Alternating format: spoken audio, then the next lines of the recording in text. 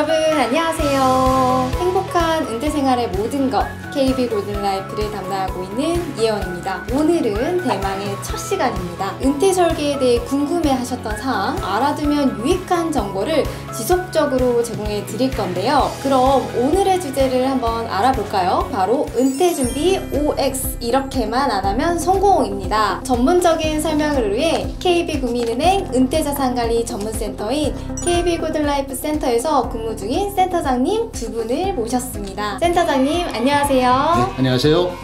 안녕하세요. 안녕하세요. 골든라이프 일산센터를 담당하고 있는 장경입니다. 예, 안녕하세요. 저는 노원센터장 고경환입니다. 많은 고객분들이 은퇴 준비를 위해 골든라이프 센터를 방문하시잖아요.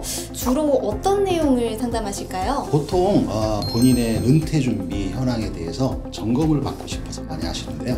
보유 자산으로서 노후 준비를 적절히 어떻게 할 수 있는지, 그리고 연금 상품은 어떻게 관리해야 투자 수익도 내고 절세도 가능하고, 이런 것에 대해서 많이 여쭤보세요.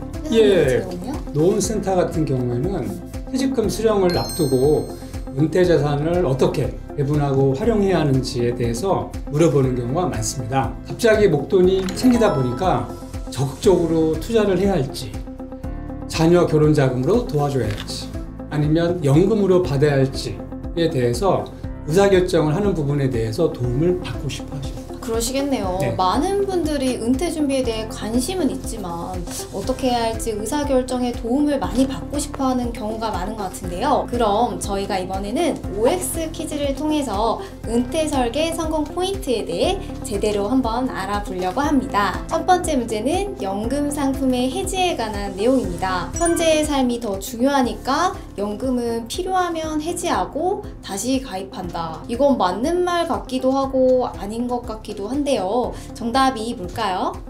볼 것 같아요.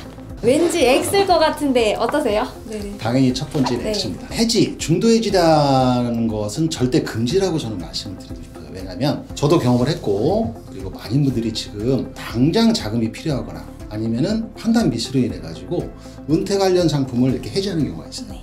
근데 이게 문제가 뭐가 되냐면, 나중에 은퇴 설계에는 노후에 관한 거잖아요. 실제로 현장에서 고객 상담을 하다 보면 두 번째 케이스가 있는데, 두 가지 케이스가 있는데, 첫째는 노후 자금이 충분한데 상품이 없는 경우, 또 한 거는 노후 자금은 조금 적으나 연금 상품이 잘 돼 있는 경우가 있어요. 그러면은 전문가 입장에서는 절세 전략이나 노후 전략에서는 후자가 훨씬 유리하다고 판단이 돼요.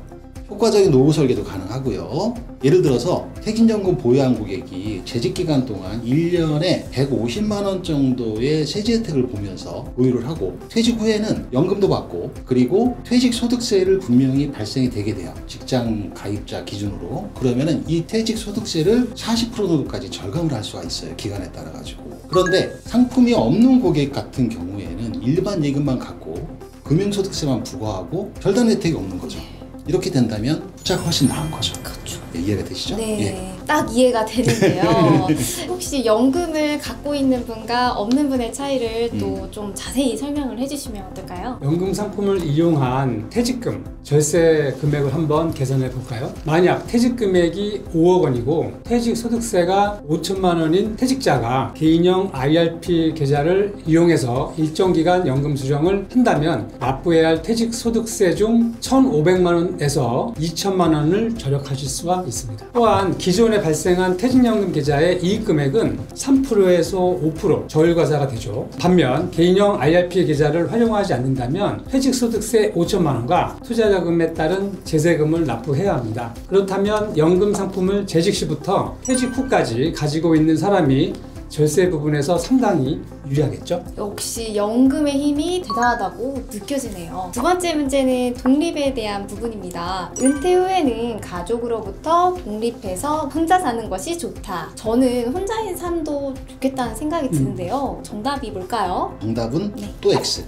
자꾸 X만 나오죠. 네. 근데 이게 뭐냐면, 독립을 하면은 좋기는 해요. 부양가족에도 좀 벗어날 수가 있고, 직장 생활하면서 꿈꿔왔던 은퇴 후의 자유로운 생활 같은 게 있거든요. 편하게 좀 지내보겠다라고 하는데, 근데 그거는 좋은 쪽만 보시는 거고, 은퇴 후에는 가족과 더 긴밀하고 소통하고, 그리고 친해져야 안정적인 노후도 보장된다고 생각합니다. 일단 나이 먹잖아요. 건강 문제도 있고요. 그리고 여러 가지 챙겨야 할 문제는 결국엔 가족이 챙겨줘야 되거든요. 그렇죠? 그렇다면 정서적인 부분에서 가족이 은퇴 후에 최고의 조력자로 이렇게 있어야 돼요. X입니다.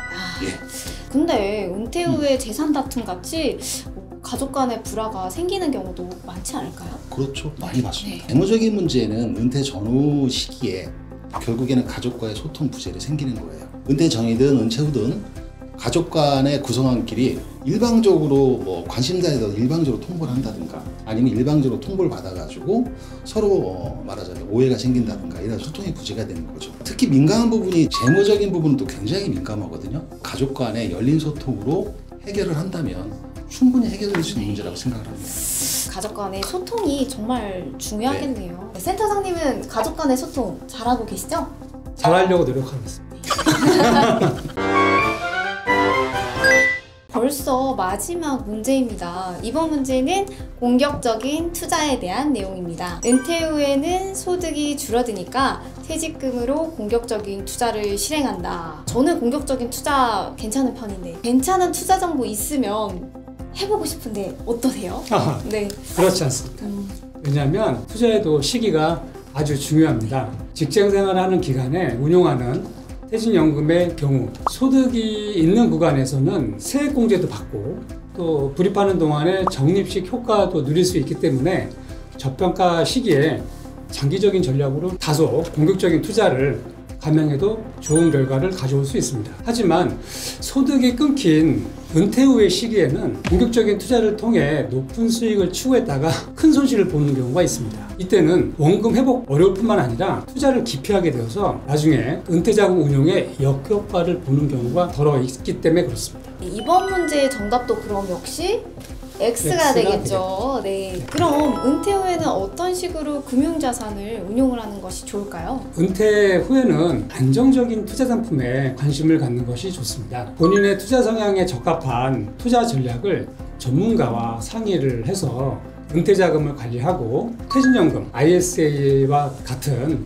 절세 상품을 활용해서 물가 상승에 따른 구매력 하락에 대비하는 전략이 필요해 보입니다. 역시 오늘 센터장님들과 얘기하다 보니까 저도 연금 자산을 한번 점검해보고 미리 은퇴 준비를 해야 되겠다는 생각이 듭니다. 이렇게 준비하다 보면 저도 은퇴할 수 있지 않겠어요? 네.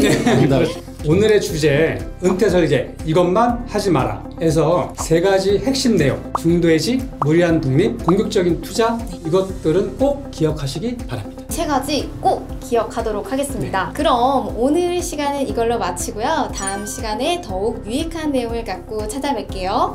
우리 모두 오늘도 골든라이프 하세요.